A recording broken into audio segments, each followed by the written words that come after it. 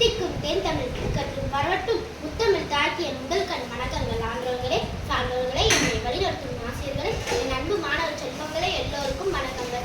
இன்று நான் பாரதியாரை பற்றி பேசுகிறேன்.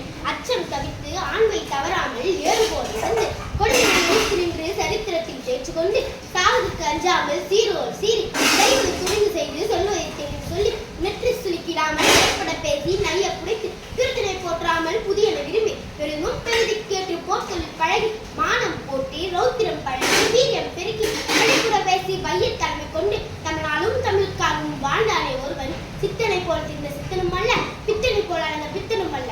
ஆனால் தமிழ் சித்து பிடித்த பித்தன்.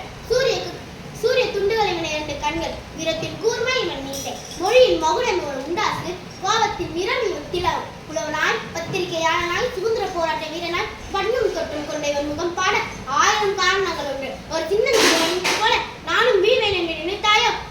தேடிச்சோர் தினம் தின்று பல சின்னஞ்சிறு கதைகள் பேசி மனம் வாடி துன்பமே ஒன்று பிற வாழ பல செயல்கள் செய்து அச்சமில்லை அச்சமில்லை அச்சம் என்பதில்லை உச்சி மீது வானிலிருந்து வீழ்கின்ற போதிலும் அச்சமில்லை அச்சமில்லை அச்சம் என்று என்று கூறியவன் அவனே பாரதிதாசன். நன்றி, வணக்கம்.